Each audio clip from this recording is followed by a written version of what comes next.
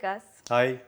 Wow, we were looking for you to ask about a few questions regarding cultural behavior. Would you mind picking up a chit, please? Sure. It says respect. Oh, wow. So, I would like to ask 4 questions to you. Please go ahead. The first one is, how does understanding others' perspectives help build respect at our daily workspace? If you look at it this way, a workspace is, a place where you have a lot of humans coming together and working.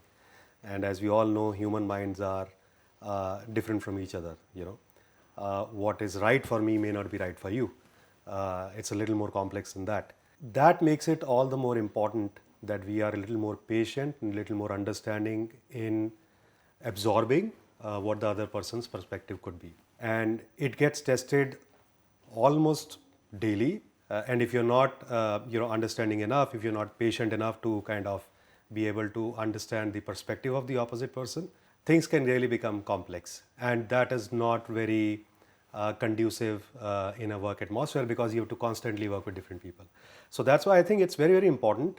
And it's not something which you kind of know when you start working. It's something that you build over time. I mean, some people are lucky enough to kind of have an understanding mind right from the beginning, but for many others, it takes a while to kind of build that behavioral tenet.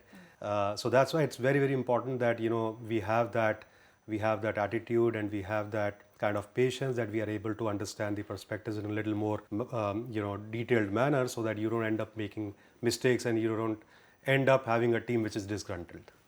Yeah, such a nice way. So the second question is, can you share why recognizing everyone's contributions is vital for a respectful workplace?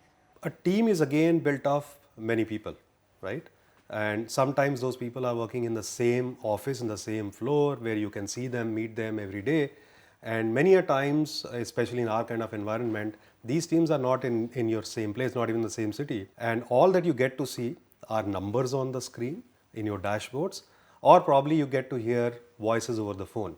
And that many a times has the ability to kind of influence your thoughts in a manner which are not really reflective of the effort that the other person has put in. That's why it becomes very important to look beyond numbers many a times. Inputs are as important for us as outputs are. We are all in lending business. So outputs are the most important metric that we look at, right? From the investor's point of view, from a shareholder's point of view, from a market's point of view. But we also have to understand that numbers and the outputs don't happen consistently over a period of time. There will be blips, there will be ups and downs. So if you inculcate a habit in yourself and in the team where you also focus on the inputs, you'll start developing a nature where you start respecting the person, even if the person has been unfortunate enough to kind of not meet the numbers. It's more important when it's a larger team because it's a competitive environment outside. Results don't come easy, and everyone has their own complex life problems at the end of the day. So you have to be, again, very patient enough. You have to celebrate small wins. You have to make the other person know and realize that his or her efforts are being recognized, and the results, if it has not come in so far, it will come in. And then once you do that, it's my own personal experience, you have a longer affinity of the employee with the company and with you as a manager than otherwise. Yeah, nice. So the third question is, how do you personally lead by example in demonstrating respect, especially in high pressure situations? It's not easy. It's not been easy. You may say stuff, but then you are a part of the hierarchy. Like you are asking questions, like you are asking about the numbers, you are being asked about the numbers too.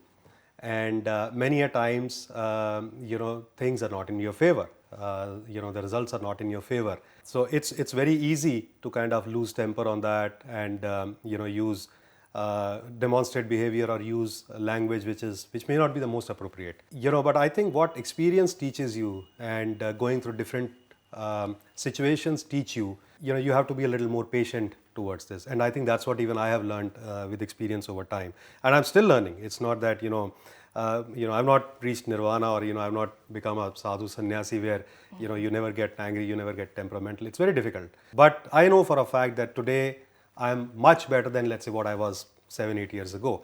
And how I have been able to do that is, I have developed a small habit, and it's a very simple habit. People talk about it around us all the time. We read about it.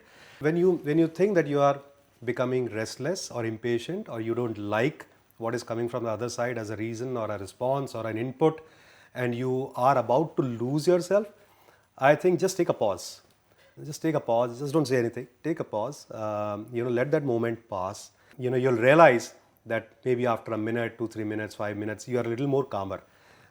You are able to choose words which are better than what you could have chosen, let's say, 5 minutes ago. And the effect of that on the other side is also more amenable, it's better than the effects of the words that you would have chosen over the last 5 minutes would have been. That's one thing which I have practiced. Second thing, I've started celebrating small wins, like I mentioned, celebrating inputs, celebrating efforts, just giving a pat on the back, talking about family. You meet someone, like today morning itself, we had our area managers coming over. A typical thing about, let's say, 10 years ago would have been directly jump into the business conversation. No, don't do that. Spend first 10, 15 minutes on how the journey has been, what's happening on the family side, how's the weather there. Just build those kind of soft angles, and I think goes a long way.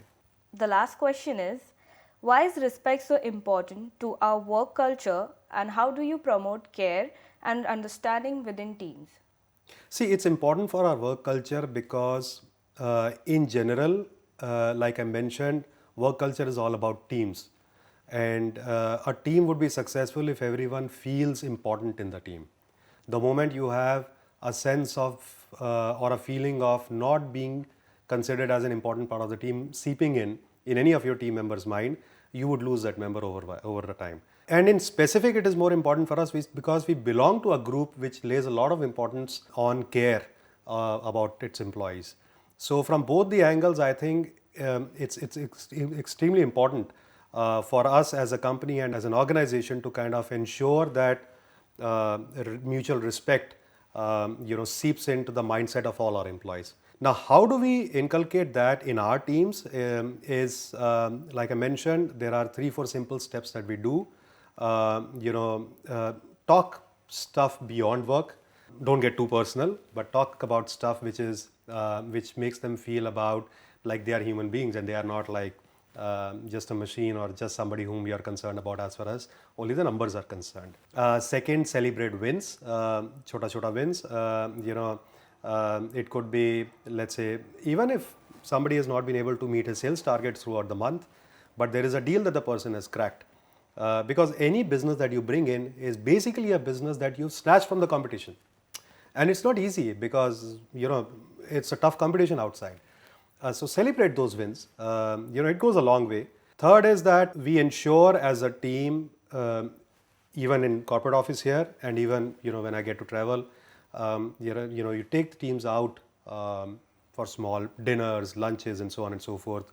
It builds a sense of camaraderie, and could be over the drinks, it could be over lunch or dinner or whatever it is, whatever suits you and your team. Then I think nothing can break. Otherwise, there is a lot of competition sitting outside waiting to poach on your employees, and you will not be able to retain that team for long. Nice. It was nice having you here, and it was a wonderful conversation and know about your views about our cultural behavior. Thank you so much. Thank you so much.